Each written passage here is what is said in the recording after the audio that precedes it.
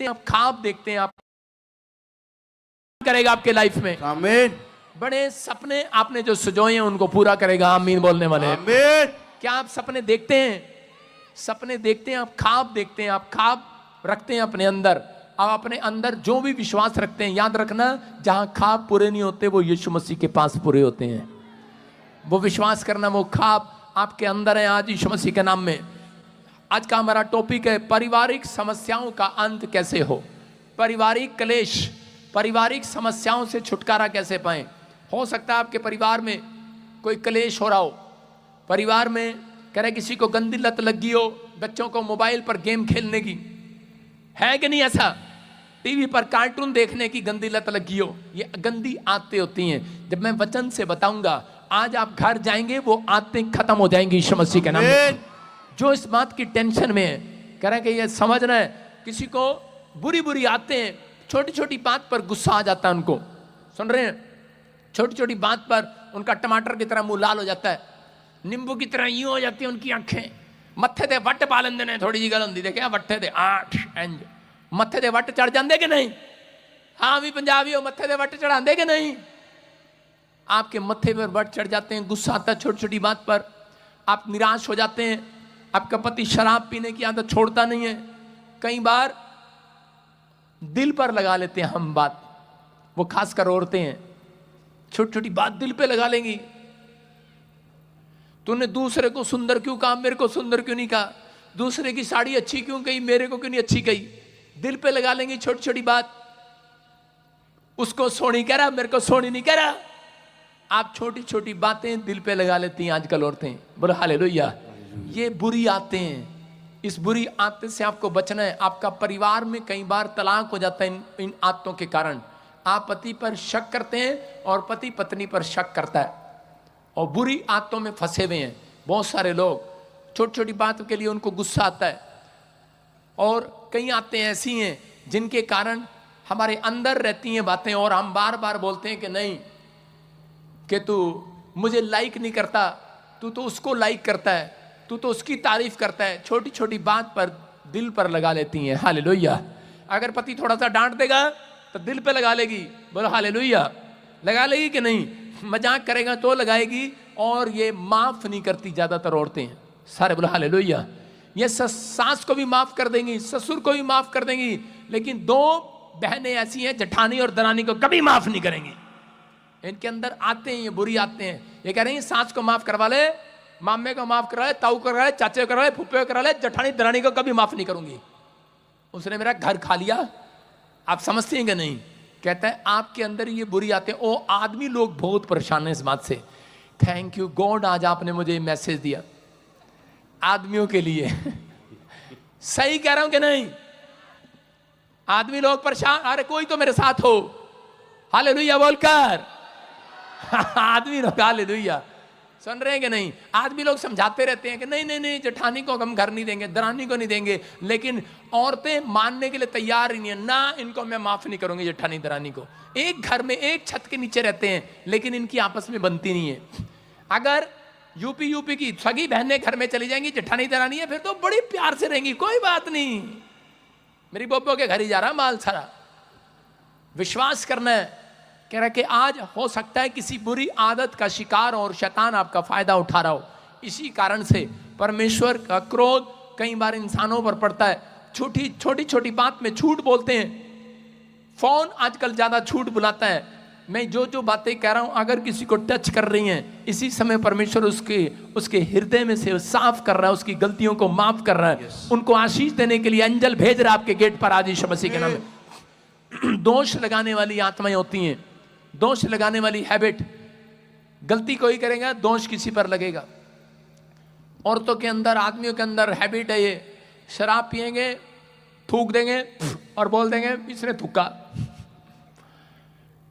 पैर गंदे लेकर आ जाएंगे, कैसी भी हैबिट होगी। लेकिन अब जिस व्यक्ति को अगर माँ बाप डांटे, नीति वचन 3:12 में पढ़ो क्या लिखा। जिस व्यक्ति को माँ बाप डांटे, जिस व्यक्ति को पास्टर डांटे, अगर वो डांट नहीं खाता, अगर वो डांट का बुरा मानता है, तो मैंने आज तक अपनी हिस्ट्री में, अपने इतिहास में, अपने जीवन में मैंने उस व्यक्ति को कभी तरक्की करते नहीं देखा। मैं चर्च में जाता था, और मैं देखता था कि वो वहां पर पादरी कई बच्चों को डांटता था और वो बुरा मानकर चर्च छोड़कर चले जाते थे। वो अपनी आशीष को खराब करते हैं। अगर आप नाराज होते हैं तो परमेश्वर का सिंहासन हिलने वाला नहीं है, वो वही है। आप समझ रहे हैं कि नहीं? परमेश्वर वही है। कुछ लोग छोटी छोटी बात के लिए उनके हार्ट पे हो जाता है, उसकी गवाही बन गई, मेरी नहीं बनी। आपके अंदर ये बुरी आते हैं और आप उस समय बुरी आदतों में पड़ जाते हैं और कहते हैं कि परमेश्वर पता नहीं मेरी लाइफ में कभी काम होगा कि नहीं होगा। परमेश्वर का आत्मा कहते हैं ये बुरी आदतें, शैतान ऐसे ऐसे विचार डालता है कि ताकि आप लोग वो ना बन सकें जो परमेश्वर आपको बनाना चाहता है। वो आशीष आपको देना चाहता है, लेकिन शैतान नहीं चाहता कि आप वो आशीष को लें। तो इसलिए वो जानबूझकर यहाँ पर लिखा, हाँ पढ़ेंगे, देखो क्या लिखा। क्योंकि यहोवा जिससे प्रेम रखता है, यहोवा जिससे प्रेम रखता है उसको डांटता है, उसको डांटता है। सुनो, आपको क्या पता कि परमेश्वर ऊपर से आके डांटेगा आपको? अगर आपकी बाइक खराब होगी, परमेश्वर ने डांट लगाई आपको, होने दिया कई बार। अगर आपका मोबाइल चोरी हो गया, परमेश्वर ने डांट लगाई आपको। अगर आपका कोई काम फ्लॉप हो गया, अमेरिका का वीजा नहीं लगा, मैं कहता हूं परमेश्वर ने डांट लगाई आपको। सुन रहे हो? आपका बैंक लोन नहीं मिला, आपको डांट लगाई है। परमेश्वर कहता है, कह रहे कि जैसे कि बाप उस बेटे को जिसे वह अधिक चाहता है, अगर परमेश्वर उसको डांटता है, उसके घर में समस्या होने देता है, जिसको परमेश्वर ने मजबूत करना होता है, ज्यादा आशीष देनी होती है। माँ उस व्यक्ति को, उस बेटे को ज्यादा डांटती है जिसको वो ज्यादा चाहती है कि ये बच्चा मेरा, प्रीति से ज्यादा बच्चा मेरा। देखो एक बच्चा दिखाता हूं आपको, उठो बहन प्रीति बच्चा उठो, देखो ये हमारे चर्च का सबसे अच्छा बच्चा है, उठो कैमरा में दिखाना अच्छा बच्चे को, ताड़ी बजाओ, ताड़ी बजाओ। जब से चर्च खुला, इसके पति को हीलिंग मिली और उसके बाद इसको कोई हीलिंग नहीं मिली। इसके पति का काम बना, उसके बाद कोई काम नहीं बना, लेकिन ये फिर भी चर्च आती है। समझ रहे हैं? इसका मतलब बहुत, लेकिन विश्वास करके आती है, परमेश्वर करेगा करेगा। लोग डांट रहे हैं, कह रहे कि एक दिन निराश हो गई और कह रही कि पापा प्रभु क्या चाहता है मेरे से। मैंने कहा जिसको वो डांटता है, उसको डांटता है जिसको वो चाहता है। जिसको वो चाहता है उसको थोड़ा दुख में जाने देता है, क्योंकि उसके बाद परमेश्वर कोई बड़ा काम करना चाहता है। Hallelujah, hallelujah. बड़ा काम होगा आपकी लाइफ में, आमीन। बड़ी आशीष आएगी आपकी लाइफ में। आप छोटे होने के नहीं बुलाए गए, लेकिन ये हैबिट करें कि जब आपकी हैबिट सुधरती है, जब आप पवित्रताई में जाते हैं, तो परमेश्वर आपकी लाइफ में मिरेकल करता है। आपको विश्वास करना है। करें कि यहां पर बाइबल बोलती है, उत्पत्ति के 4:8 में देखो क्या लिखा। आदम और हव्वा को परमेश्वर ने क्या कहा, पढ़ेंगे जरा। तब कैन ने, हाँ, तब यहोवा परमेश्वर ने जो दिन के ठंडे समय हाँ। वाटिका में फिरता था का शब्द उनको सुनाई दिया।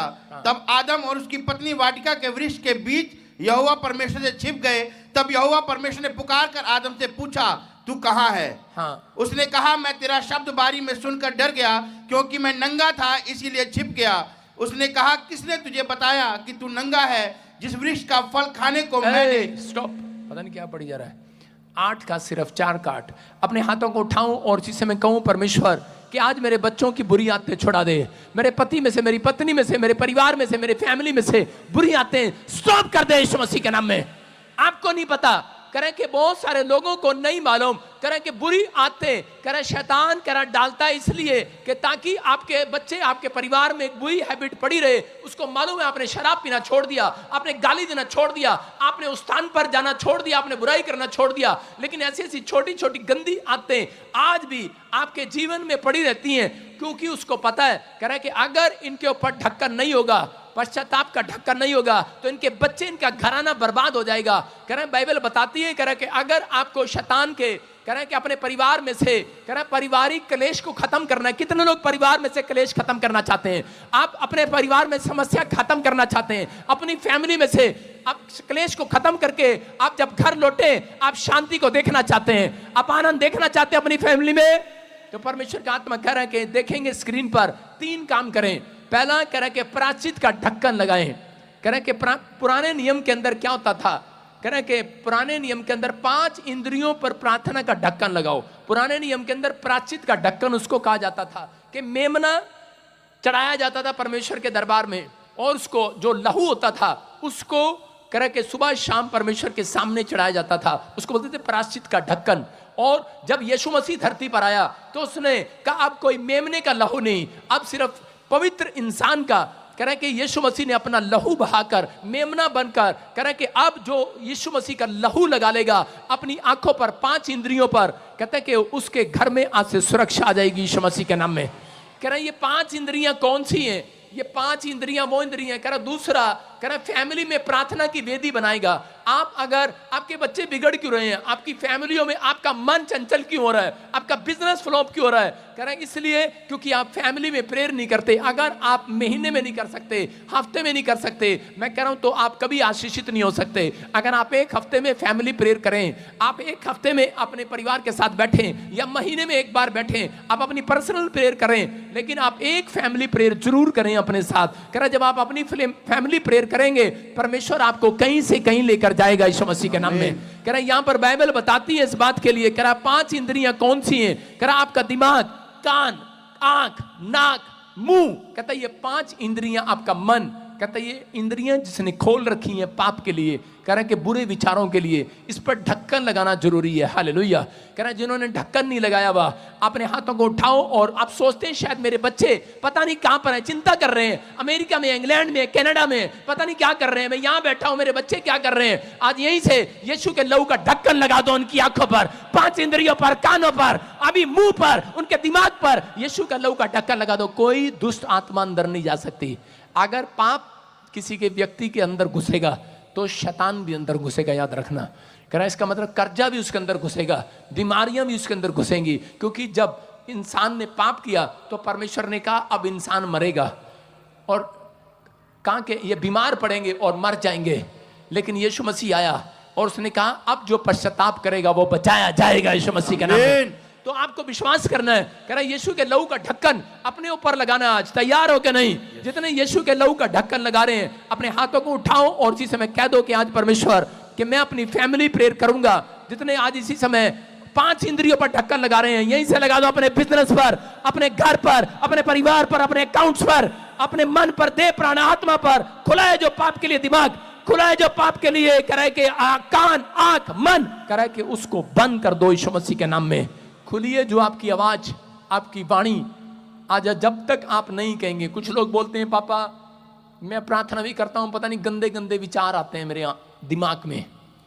इसका मतलब आपको भरोसा नहीं है। आपको यीशु के लहू का ढक्कन लगाना है। आप उठो, यीशु के लहू का ढक्कन लगाओ। कोई कहता है कि मेरे को बीड़ी पीने की आदत है, मैं कह रहा हूं जा तेरे मुंह पर यीशु का लहू का ढक्कन लगाता हूं। कोई कहता है मुझे आंख से कुदृष्टि डालने की आदत है, मैंने कहा जा, कह रहा है तेरी आंखों पर यीशु के लहू का ढक्कन लगाता हूं। कोई कह रहा है कि मेरे कानों से मुझे बुराई, कह रहा है कि लोग मेरे पास आते हैं बुराई करने के लिए और मेरे पास मेरा टाइम वेस्ट करते हैं। आपको ऐसी चीजें सुनने को मिलती हैं, बैड न्यूज सुनने को मिलती है। अगर आपके दिमाग में बैड ड्रीम्स आते हैं रात को, मैं इसी समय आपके कानों पर, आंखों पर यीशु के लहू का ढक्कन लगा देता हूं यीशु मसीह के नाम में। कर आज से बैड ड्रीम नहीं आएंगे, आमीन बोलने वाले। आमीन। आपके कानों में बुरी न्यूज, बैड न्यूज नहीं सुनेगी आज से। आमीन। आप आशीष के लिए बनाए गए हो। आपके कान आज से आशीष की बातें सुनेंगे। मैं कह रहा आपका पोस्टमैन बुरी खबर नहीं लेकर आएगा, जब तक आप जिएंगे गुड न्यूज लेकर आएगा। आमीन। विश्वास करते हैं आप? वो गुड न्यूज